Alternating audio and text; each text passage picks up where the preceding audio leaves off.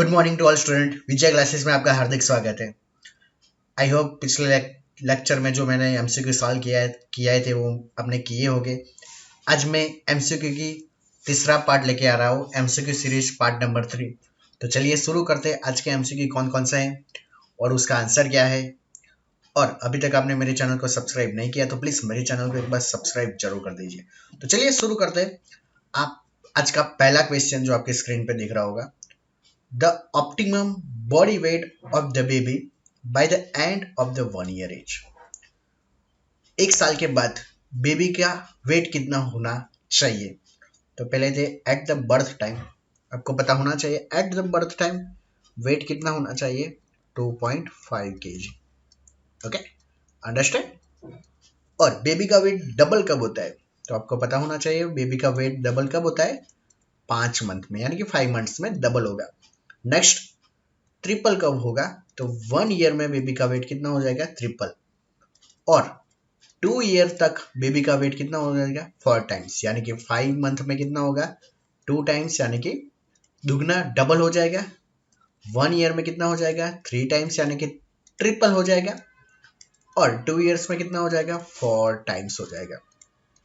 मान के चलिए, चलो किसी का बेबी का वेट 3 kg है at the time of the birth, तो 5 मंथ में कितना होगा, 3 × 2 kg है। तो आपको आंसर इजी आ जाएगा, 3 × 2 = 6 kg।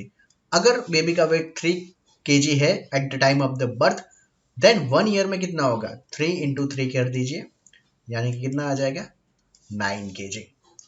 तो पता चला। तो अब आंसर आपको इजीली आना चाहिए। तो देखिए ऑप्शन देख लेते हैं क्या होता है। तो optimum body weight of the baby by the end of the 1 year. 1 year का मतलब क्या, कितना होगा, 3 टाइम्स होगा। कितना होगा, 3 टाइम्स। तो सिलेक्ट कीजिए 3 times eight the birth weight. Option से इज द करेक्ट आंसर। तो पता चला आपको ये बर्थ वेट का क्वेश्चन बहुत पूछा जाता है। Additional to 3 kg to birth weight ऐसा कुछ आता नहीं है। नेक्स्ट, डबल द वेट तो 5 मंथ में होता है। 4 टाइम्स कब होता है स्टूडेंट, 2 ईयर्स के बाद होता है। तो पता चला पहला एमसीक्यू। चलिए स्टूडेंट आगे बढ़ते हैं दूसरा एमसीक्यू। दूसरा एमसीक्यू आपकी स्क्रीन पर है। चलिए पहले पढ़ लेते हैं। अभी कभी भी आप एमसीक्यू सॉल्व करो स्टूडेंट, तो पहले एक बात आपको याद रखनी चाहिए कि पहले क्वेश्चन पूरा ध्यान से पढ़िए, उसके बाद ही नतीजे पर आइए। While the exam in the second year 2 year of the older child, second year ने 2 ईयर, कितने ईयर का बच्चा बोल रहा है, 2 साल का बच्चा है। In to the nurse in charge, उसके बाद क्या बोल रहा है, the nurse in charge sees that the anterior fontanelle is the open the nurse. एक 2 साल का बच्चा है, नर्स इंचार्ज क्या ऑब्जर्व करती है, उसका एंटीरियर जो फ्रंटानेल है वो क्या है, ओपन रहता है। तो नर्स शुड बी, पहले तो एज ध्यान दीजिए, एज कितनी बोली है, 2 साल। और कौन सा फ्रंटानेल बोला है, एंटीरियर फ्रंटानेल। कौन सा फ्रंटानेल, एंटीरियर फ्रंटानेल। पहले मैं एक बात बोल देता हूँ, एंटीरियर जो फ्रंटानेल है वो क्लोज कब होता है, आपको पता होना चाहिए। मैंने ऑलरेडी पिछले एमसीक्यू की सीरीज में पढ़ाया हुआ था। एंटीरियर फ्रंटानेल क्लोजली कब होता है, यूजुअली 12 से लेके 18 मंथ से, आपको पता होता है कितने मंथ में होता है, 12 से लेके 18 मंथ तक ये जो एंटीरियर फ्रंटानेल है वो क्लोज हो जाता है। लेकिन इसमें कितनी एज की बात कर रही है, 2 साल, यानी कि 2 साल तक तो ये हो जाना चाहिए, क्या होना चाहिए, क्लोज। लेकिन फिर भी नर्स इंचार्ज क्या ऑब्जर्व कर रही है, anterior fontanelle is the open. तो नर्स को क्या करना पड़ेगा, यूजुअली सी बात है, ये अगर कोई एबनॉर्मल सिचुएशन आपके सामने आती है तो आपको तुरंत ही एक ही चीज करनी है, क्या करनी है, नोटिफाई द डॉक्टर। क्या करेंगे हम, notify the doctor, यानी कि it is the correct answer is the notify the doctor। look for the other sign of abuse, abuse के रिलेटेड कुछ बात ही नहीं हो रही है। recognize this is the normal finding, ये नॉर्मल फाइंडिंग नहीं है, क्योंकि एंटीरियर फ्रंटानेल क्लोज कब होता है, 12 to 8 months. Ask about family history for any disease, ये तो किसी का कुछ लेना देना ही नहीं है। तो पता चला what is the correct answer, do notify the doctor. Next option number 3 देख लेते हैं। अब ऑप्शन नंबर 3 में हम क्या चीज आती है। तो पहले तो मैं जैसा बोल रहा हूँ वैसा ही, पहले तो एमसीक्यू को एक बार क्वेश्चन बहुत ध्यान से देख लीजिए। While the administration of the intramuscular injection to the input, the nurse incharge should use the which side. अगर बच्चे को जब भी हम आईएम इंजेक्शन दे रहे हैं तो हमें कौन से साइड प्रिफर करनी चाहिए, ये बहुत ही इंपॉर्टेंट क्वेश्चन है, बहुत एग्जाम में पूछा जाता है। आईएम इंजेक्शन दे रहे हो तो उसके लिए आईएम जो साइड रहती है वो कौन सी रहती है, आप सबको पता है कौन सी आएगी, वास्टस लेटरालिस। कौन सी आएगी student, vastus lateralis. It is the use for the IM injection for the infant, तो which is the correct answer, vastus lateralis. Deltoid नहीं आ सकता, डोर्सोग्लूटियल भी नहीं, वेंट्रोग्लूटियल भी नहीं, it is the correct answer कौन सा आएगा, वास्टस लेटरालिस। जब भी आईएम इंजेक्शन इन्फेंट को देते हैं तो हमें क्या ध्यान रखना पड़ेगा, कौन से साइड पे लेंगे, वास्टस लेटरालिस में। चलिए फिर आगे बढ़ते हैं। नंबर फोर्थ नंबर का एमसीक्यू आपके सामने मैं रख रहा हूँ, आपकी स्क्रीन पे देख रहा होगा। अब चलिए पहले तो क्वेश्चन पढ़ ही लेते हैं कि क्वेश्चन में क्या बोला जा रहा है। तो चलिए शुरू करते हैं, क्वेश्चन में क्या है भाई, Sakir tap is the used for.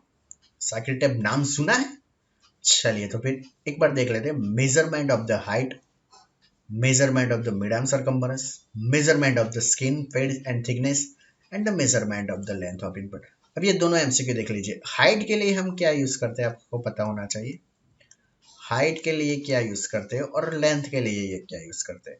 Height के लिए क्या आएगा, स्टेडियोमीटर। क्या आएगा स्टूडेंट, स्टेडियोमीटर। और लेंथ के लिए क्या यूज होता है, इन्फंटोमीटर। क्या यूज होता है, इन्फंटोमीटर। तो पता चला, ये तो दो एमसीक्यू के आंसर तो मैंने गलत कर दिए। मेजरमेंट ऑफ द हाइट के लिए क्या आएगा, स्टेडियोमीटर। लेंथ के लिए क्या आएगा, इन्फेंटोमीटर। तो अब बचे दो, तो आप सबको पता होना चाहिए। Circuit of measure the mid arm circumference किसके लिए यूज होता है, it is the use for the mid arm circumference. क्या आएगा, मिड आर्म सरकमफरेंस। कौन सा आएगा स्टूडेंट, मिड आर्म सरकमफरेंस। तो चलिए अब मिड आर्म सरकमफरेंस को हम चेक कैसे करेंगे। Three colour code system. पहली कौन सी आएगी, रेड। अगर लेस देन 12.5 सेंटीमीटर है तो इसे बोला जाएगा सीवियर माल न्यूट्रिशन। क्या बोला जाएगा, सीवियर माल न्यूट्रिशन। चलिए अब दूसरा कलर कौन सा आएगा उसमें, येलो कलर आएगा। कौन सा आएगा, येलो। येलो में कितना आएगा, 12.5 से लेके 13.5 सेंटीमीटर। कितना आएगा, 12.5 से 13.5 सेंटीमीटर। मॉडरेट माल न्यूट्रिशन। क्या बोलते हैं उसे, moderate mall nutrition. Next last one is the green. अब कौन सी बात आएगी, ग्रीन के बारे में। और ग्रीन के बारे में आपको पता होना चाहिए, it is the greater than 13.5 centimetre. It is the no acute malnutrition, यानी कि नॉर्मल कंडीशन है। कौन सी कंडीशन है स्टूडेंट, नॉर्मल कंडीशन है। तो पता चला, फिर से समझा रहा हूं। साकिर टैप यूज किसके लिए करते हैं, मेजरमेंट किसके लिए करेंगे, upper mid arm circumference, mid arm circumference के लिए चेक करेंगे, या फिर assess for the level of the nutrition. उसमें बात कर ली रेड कलर कोड। दूसरा कौन सा आएगा, ये देख लीजिए। ये पहला कौन सा आएगा, रेड, येलो और ग्रीन। रेड आएगा तो क्या बोल सकते हैं इसे, सीवियर माल न्यूट्रिशन, यानी कि 12.5 सेंटीमीटर से कम आ रहा है रीडिंग। तो येलो किसे बोलते हैं, 12.5 से कितने तक आएगा, 13.5 सेंटीमीटर से तक आएगा, मॉडरेट बोल सकते हो उसे। और ग्रीन में क्या होगा, ग्रेटर देन 13.5 सेंटीमीटर, यानी कि no acute malnutrition, it is the consider as a normal condition. तो पता चला, हाइट के लिए स्टूडेंट क्या आएगा, स्टेडियोमीटर। लेंथ के लिए कौन सा आएगा, इन्फेंटोमीटर। और मिड आर्म सरकमफरेंस के लिए कौन सी टाइप यूज होगी, हमें साइकिल टाइप यूज। चलिए फिर आगे बढ़ते हैं स्टूडेंट। नेक्स्ट अब अगला एमसीक्यू पढ़ते हैं। चलिए ये एमसीक्यू बहुत इजी है। Which of the measure should be chosen to prevent the hypothermia after the delivery. Hypothermia का मीनिंग आपको पता ही होगा। Hypothermia what mean by hypothermia, temperature क्या हो जाएगा, डाउन हो जाएगा। क्या हो जाएगा, टेम्परेचर डाउन हो जाएगा। तो उसे क्या बोलेंगे, हाइपोथर्मिया बोलेंगे। तो चलिए उसका ऑप्शन है, which is the measure should be chosen to prevent the hypothermia after the delivery.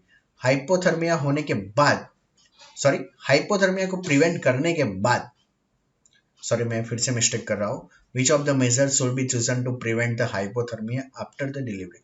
Delivery के बाद हाइपोथर्मिया ना हो उसके लिए हमें क्या करना पड़ेगा। तो पहले तो माइंड में ये फिक्स कर लीजिए, आपको पता होना चाहिए कि बाथिंग शुड बी अवॉइडेड। और बाथिंग कब करेंगे?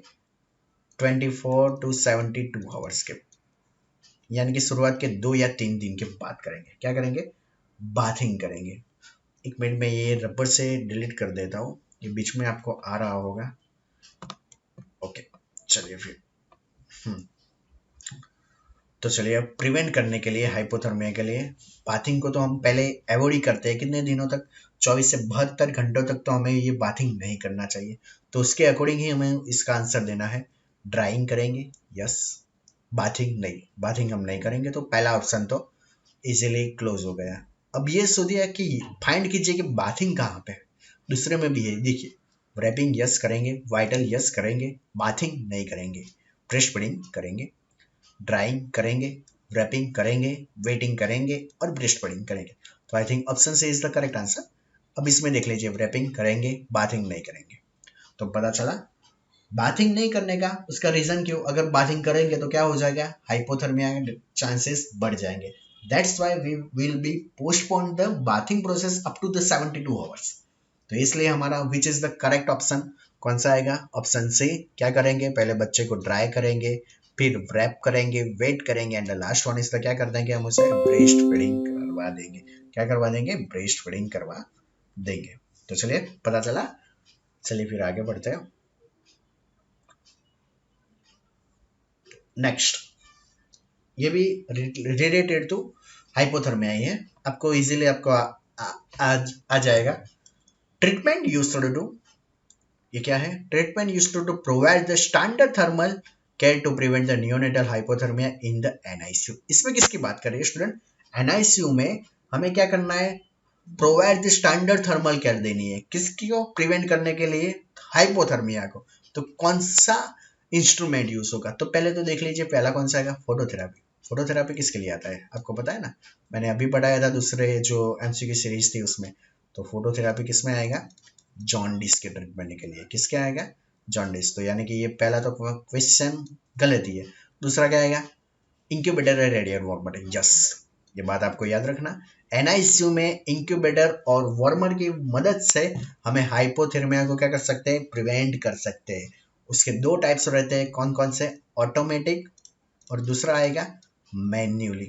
कौन सा आएगा? Automatic and manually.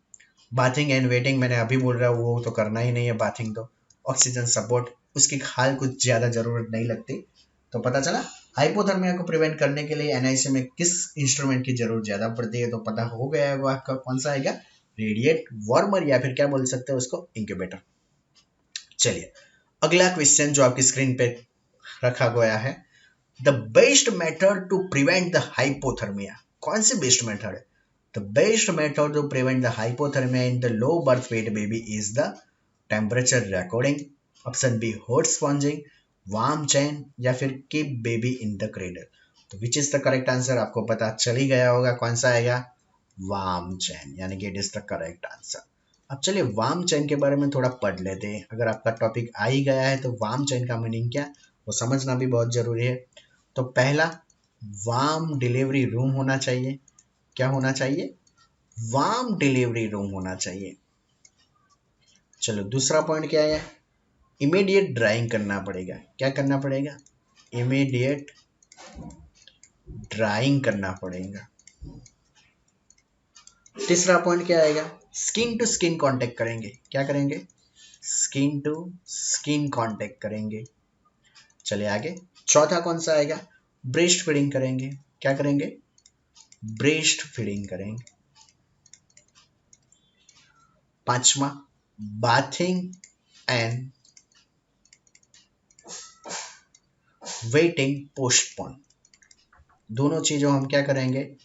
Postpone. Minus लिख देता हूँ, यानी कि समझ जाइएगा उसको क्या करने का, हमें पोस्टपोन करना पड़ेगा।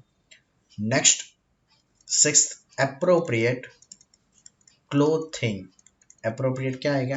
क्लोथिंग एंड बेडिंग करेंगे। क्या करेंगे? क्लोथिंग एंड बेडिंग करेंगे। नेक्स्ट, 7 पर कौन आएगा? मदर और न्यूबॉर्न को टुगेदर रखेंगे। मदर और न्यूबॉर्न को टुगेदर रखेंगे। चलिए 8वां पॉइंट कौन सा आएगा? 8 पॉइंट वार्म ट्रांसपोर्टेशन देंगे। क्या देंगे? Warm transportation.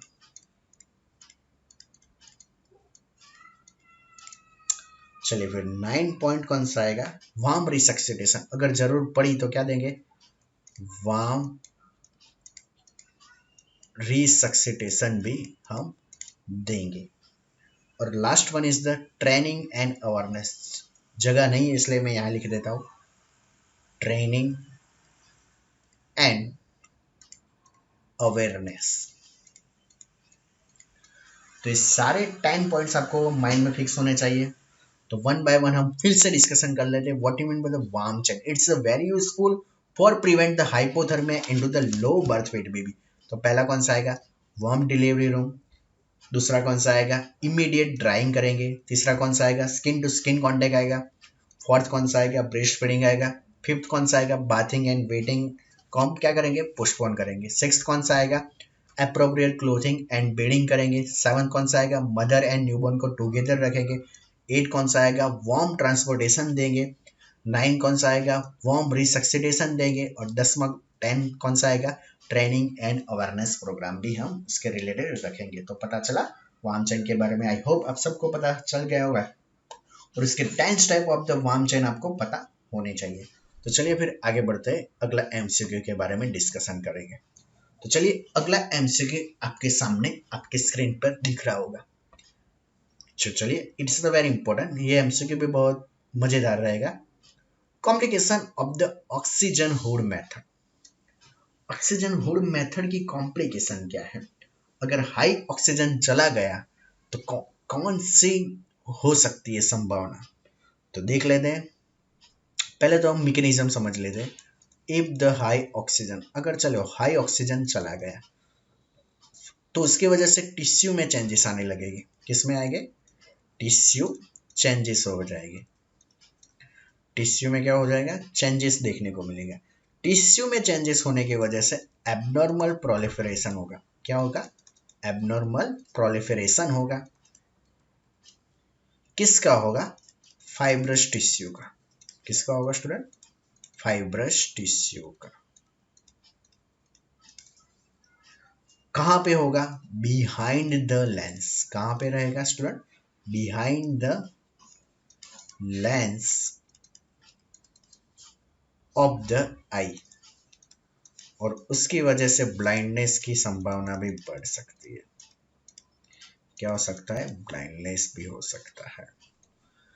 इट इज तो वेरी इंपॉर्टेंट। अगर न्यूबॉर्न बेबी में हाई ऑक्सीजन चला गया तो उसकी वजह से क्या हो गया? टिश्यू चेंजेस हो गए। टिश्यू चेंजेस होने की वजह से क्या होगा? एबनॉर्मल प्रोलिफरेशन होगा। किसका? फाइब्रस टिश्यू का। कहां पर हो जाएगा? Behind the lens of the eye. जो भी लेंस होता है वहां पर, उसकी वजह से ब्लाइंडनेस भी हो सकता है।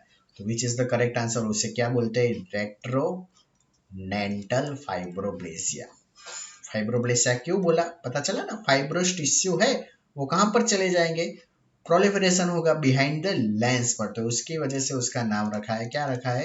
रेट्रोनेंटल फाइब्रोप्लेसिया। तो which is the correct answer? Option D is the correct answer. Glaucoma नहीं हो सकता। Second one is the retina detachment भी नहीं हो सकती और कैटरेक्ट भी नहीं हो सकता। तो which is the correct answer कौन सा आएगा? रेट्रोनेंटल फाइब्रोप्लेसिया। चलिए फिर आगे बढ़ते हैं स्टूडेंट। एक बार हम ग्लूकोमा के बारे में हमें डिस्कशन करना है तो कर लेते हैं कि what you mean by the glaucoma. तो चलिए थोड़ा सा ग्लूकोमा के बारे में थोड़ा सा मैं डिस्कशन कर लेता हूँ। मैं नई एक स्लाइड भी बना देता हूँ आपके लिए। चलिए एक बार थोड़ा सा वेट कीजिएगा।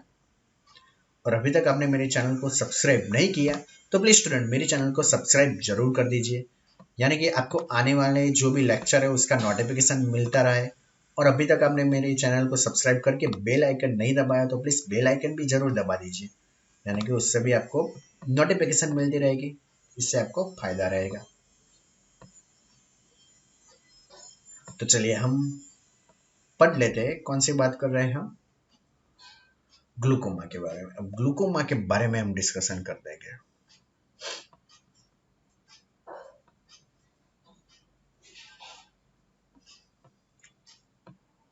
ओके चलिए, what you mean by the glaucoma?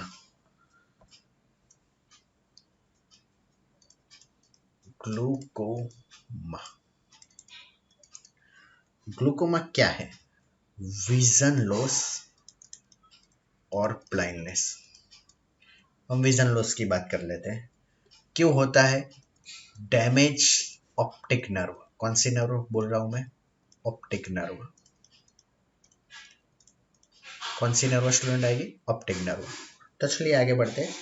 Glaucoma is one type of the disease that damage the ice optic nerve. क्या कर देगा? Damage the eyes. कौन सी nerve student? Optic nerve. Next one, it usually happen. ये होता क्यों है? When the fluid, जो भी फ्लूइड रहता है वो builds up into the, builds up हो जाएगा यानी कि बढ़ जाएगा, builds up into the front part. कौन से पार्ट में? फ्रंट पार्ट में। जो आई का फ्रंट पार्ट होता है उसमें क्या हो जाएगा? बिल्डअप हो जाएगा। किसका? फ्लूइड का। नेक्स्ट, उसकी वजह से जो एक्स्ट्रा फ्लूइड है, जो नॉर्मली फ्लूइड रहता है उसकी वो तो कोई दिक्कत नहीं, लेकिन जो फ्लूइड बिल्डअप हुआ है वो क्या हो गया? एक्स्ट्रा फ्लूइड हो गया।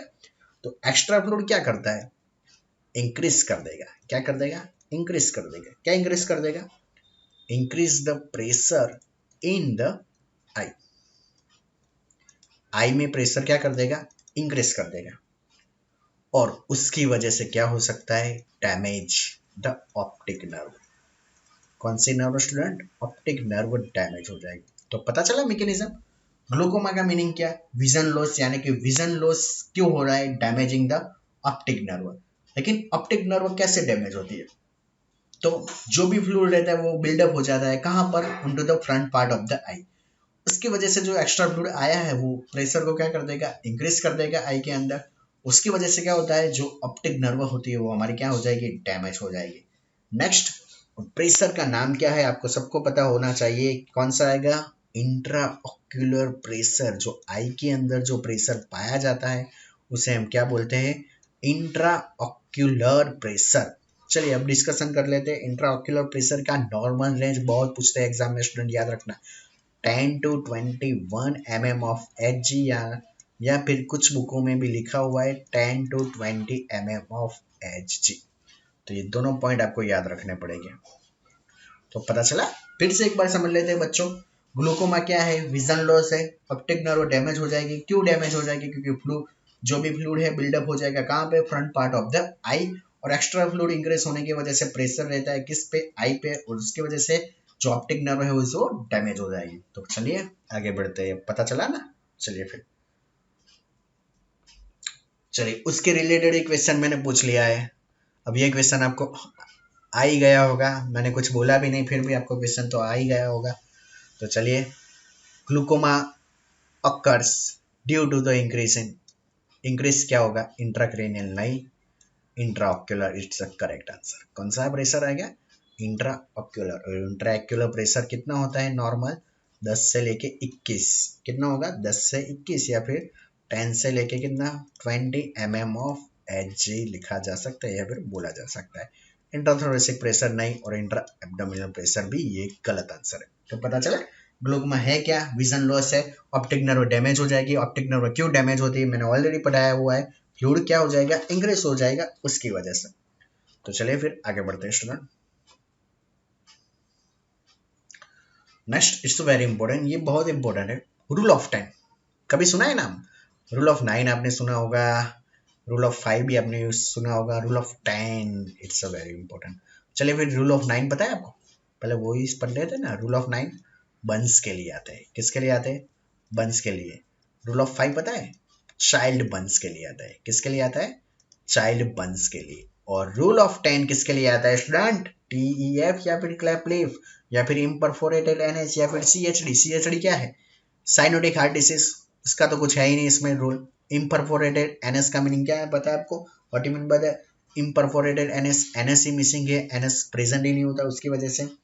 TF tracheoesophageal fistula, abnormal connection रहेगा। क्या रहेगा? एबनॉर्मल कनेक्शन बिटवीन किसके बीच में? ट्रिकिया और दूसरा किसके बीच में? इसोफेगस के बीच में, किसके बीच में, ट्रेकिया एंड इसोफेगस के बीच में जो भी रहता है क्या रहता है, एब्नॉर्मल कनेक्शन। और लास्ट वन जो कौन सा बचा है, it's the correct answer clap leaf. किसके लिए आएगा रूल ऑफ 10, क्लैप लीफ। अब इसको रूल ऑफ 10 क्यों बोला, आपको मन में ये भी क्वेश्चन आएगा, तो चलिए मैं पढ़ा लेता हूँ, मैं इसके लिए तो बैठा हूँ आपके लिए। तो क्लैप लीफ रूल ऑफ 10 क्यों यूज होते हैं, क्योंकि उस सर्जरी में 3 बातों को याद रखना पड़ेगा। वेट कितना होना चाहिए, 10 LBS होना चाहिए। चलिए फिर दूसरा, HB कितना होना चाहिए, सेम क्वेश्चन सेम आंसर, 10 ग्राम पर DL। और सर्जरी का टाइम, सर्जरी का टाइम क्या होना चाहिए, 10 वीक होना चाहिए। क्या होना चाहिए, 10 वीक होना चाहिए। तो फिर से बोल रहा हूँ, इस एक तीनों में एक चीज कॉमन है, कौन सी, 10 10 10, इसलिए तो रूल ऑफ 10 बोला है स्टूडेंट।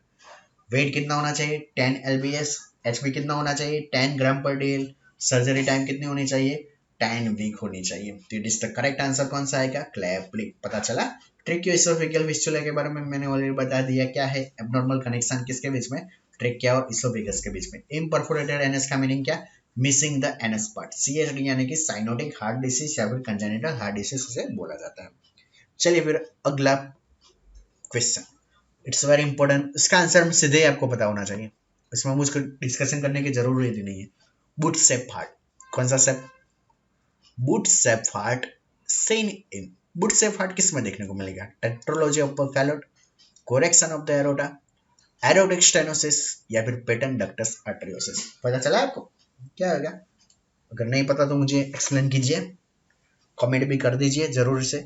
बूट सेप हार्ट किस में देखने को मिलेगा, सही बात, किस में देखने को मिलेगा, TOF में। किस में देखने को मिलेगा, TOF में, टेट्रोलॉजी ऑफ द फैलोट। अब टेट्रोलॉजी ऑफ फैलोट में कौन कौन सी कंडीशन आती है, आपको पता होना चाहिए। कौन कौन सी आएगी स्टूडेंट, VSD, कौन सी आएगी स्टूडेंट, एक मिनट, हाँ VSD आएगी।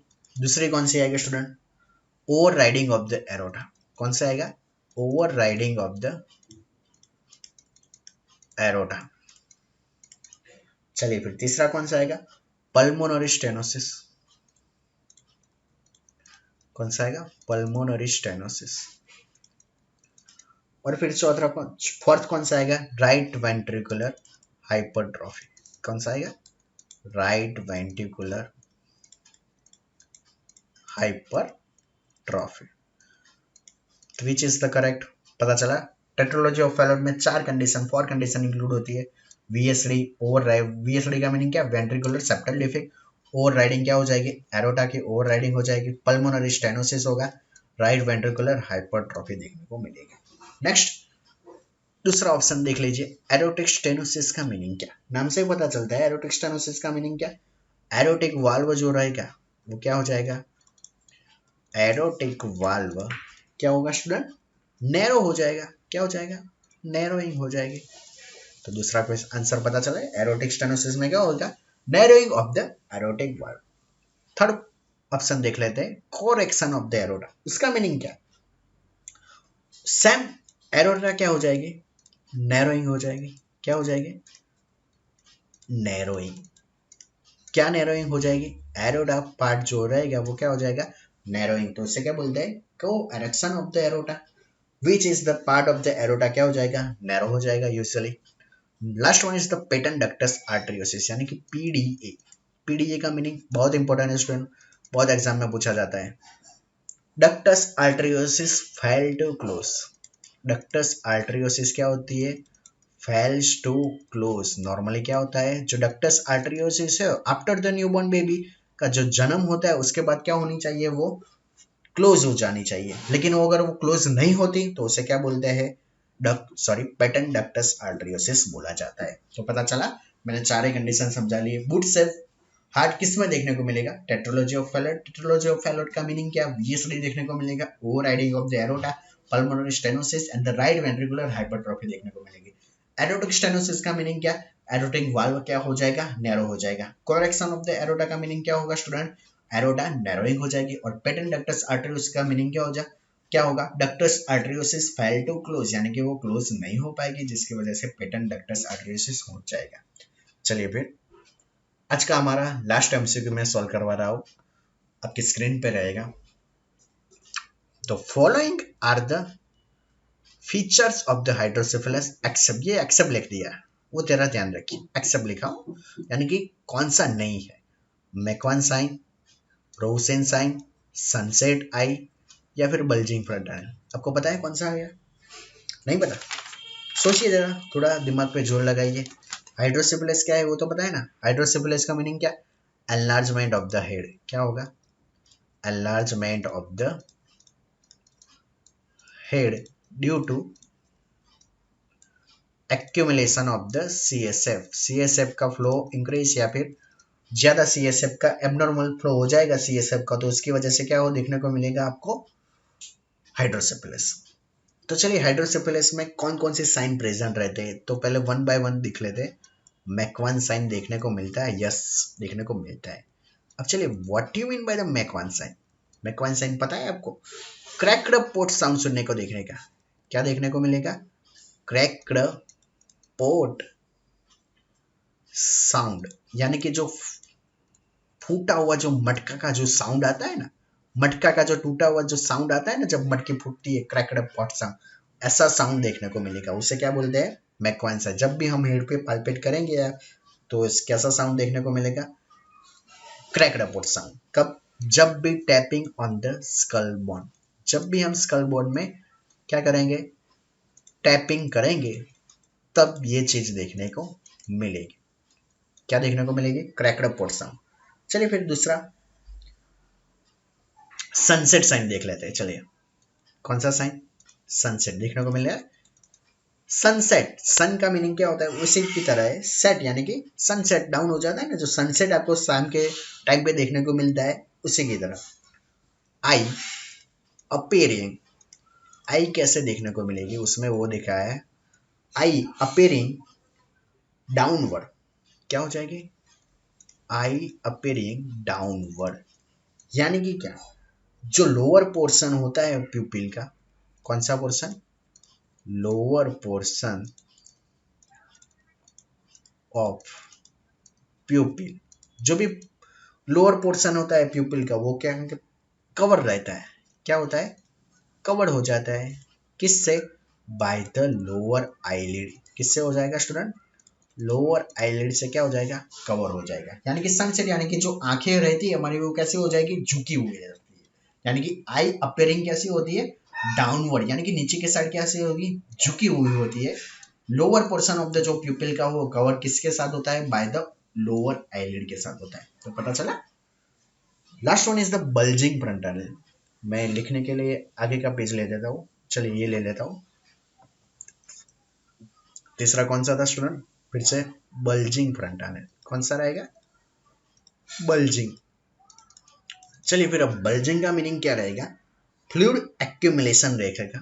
क्या देखने को मिलेगा? Fluid accumulation. क्या होगा? फ्लूइड एक्यूमुलेशन देखने को मिलेगा इनटू द स्कल कैविटी में। अगर फ्लूइड एक्यूमुलेशन देख रहा है तो उसकी वजह से फ्रंटानेल कैसा देखने को मिलेगा? बल्जिंग फ्रंटानेल देखने को मिलेगा। कैसा? Bulging fontanelle. बल्जिंग का मीनिंग क्या? फ्लूइड एक्यूमुलेशन देखने को मिलेगा कहाँ पे? स्कल कैविटी के अंदर। Last one is the Rovsing sign. कौन सा आएगा? Rosen sign. रोसेन साइन यानी कि एमसीक्यू में है, तो उसका मीनिंग समझ लेते हैं। रोसेन साइन पेन फेल्ट देखने को मिलेगा। पेन देखने को मिलेगा felt in the right lower abdominal. कहां पर? एक बार लिख देता हूं, फिर मैं समझाता हूं, एक्सप्लेन करता हूं। राइट लोअर एब्डोमिनल में क्या देखने को मिलेगा? पेन देखने को मिलेगा। कहां पर? Pain felt into the right side lower abdominal. कब देखने को मिलेगा? व्हेन द, कब देखने को मिलेगा स्टूडेंट? When the palpation. क्या करेंगे? व्हेन द पाल्पेशन करेंगे। कहां पर पाल्पेशन करेंगे? Of the left side. ध्यान से समझना, ऑफ द लेफ्ट साइड। कहां पर करेंगे student? Of the left side of the abdominal. तो चलिए मैंने लिख दिया। चलिए, रोसिन साइन पेन देखने को मिलेगा, कहाँ पर देखने को मिलेगा? Right lower abdominal. अब ये सुनिए, राइट लोअर एब्डोमिनल में पेन कब हो रहा है? जब भी हम क्या करेंगे, पाल्पेट करेंगे, लेकिन कहाँ पर स्टूडेंट? यह देखिए, लेफ्ट साइड में। और मैंने कहाँ पर पेन फेल होने का दिखाया है? राइट साइड में। अगर लेफ्ट साइड में हम पाल्पेट कर रहे हैं और पेशेंट को राइट साइड में पेन फेल हो रहा है, तो उस कंडीशन का यानी कि उस साइन का नाम क्या आएगा? Rosen sign. कौन सा साइन आएगा? Rosen sign. It is the not related to hydrocephalus, ये हाइड्रोसिपिलेस से रिलेटेड नहीं है, तो that's why which is the correct answer? Rosen sign is the correct answer रहेगा इस क्वेश्चन में। पता चला? आई होप आपको समझ में आ गया होगा कि रोसिन साइन क्या है। जब भी हम लेफ्ट साइड में हम क्या करेंगे, पाल्पेट करेंगे, तो पेशेंट को पेन कहाँ फील होगा? राइट साइड में, लोअर एब्डोमेन में। It's okay. चलो मैं एक बार एमसीक्यू दिखा देता हूँ तो आपको पता चले। Following are the features of the hydrocephalus except, पहला कौन सा था? Positive Macewen sign. तो होगा या नहीं होगा? यस सर होगा, मैकवन साइन तो होगा ही, क्योंकि हम क्या करेंगे, टैपिंग करेंगे स्कल बोन पे, तो क्या देखने को मिलेगा? क्रैक्ड पोर्ट साउंड, फूटे हुए मटके की तरह साउंड देखने को मिलेगा हमें। Positive Rovsing sign is the correct answer. क्यों? क्योंकि हमें क्या करना पड़ेगा, अगर दूसरी जगह पर एग्जाम्पल ले लीजिए, अगर पेन फेल हो रहा है राइट साइड में, तो हमने कहाँ पर पाल्पेट किया होगा? लेफ्ट साइड में। यानी कि लेफ्ट साइड में अगर हम पाल्पेट करते हैं तो पेशेंट को कहाँ पर पेन फील होता है? राइट साइड पे। पॉजिटिव सनसेट साइड का मीनिंग क्या? जो आई अपेयरिंग कहाँ पर हो जाती है? डाउनवर्ड, यानी कि लोअर पोर्शन जो हमारा प्यूपिल का है वो कवर किसके, कवर कहाँ पे हो सकता है? Cover by the lower eyelid के वजह। Next, bulging fontanelle. Bulging fontanelle मैंने अभी समझाया। बल्जिंग फ्रंटानल क्या है? फ्लूइड एक्यूमुलेशन देखने को मिलेगा, उसकी वजह से जो फ्रंटानल है वो कैसा देखने को मिलेगा? बल्जिंग देखने को मिलेगा। तो आई होप आज का लेक्चर आपको बहुत पसंद आया होगा और सारे एमसीक्यू आपको यूनिक लगे होंगे और मजा भी आया होगा आपको। अंडरस्टैंड भी, ऐसा नहीं कि मैं एमसीक्यू डायरेक्ट बोल ही देता हूँ इसका आंसर ये, मैं एक्सप्लेन भी करता हूँ सारी चीजें। तो आई होप मेरा लेक्चर बहुत पसंद आया होगा आपको। एमसीक्यू सीरीज मेरी कैसी लग रही है प्लीज मुझे एक बार कमेंट भी जरूर बता दीजिएगा। तो तब तक के लिए इतना ही, अगले लेक्चर में और एमसीक्यू में लेके आऊंगा। तब तक के लिए थैंक यू ऑल स्टूडेंट।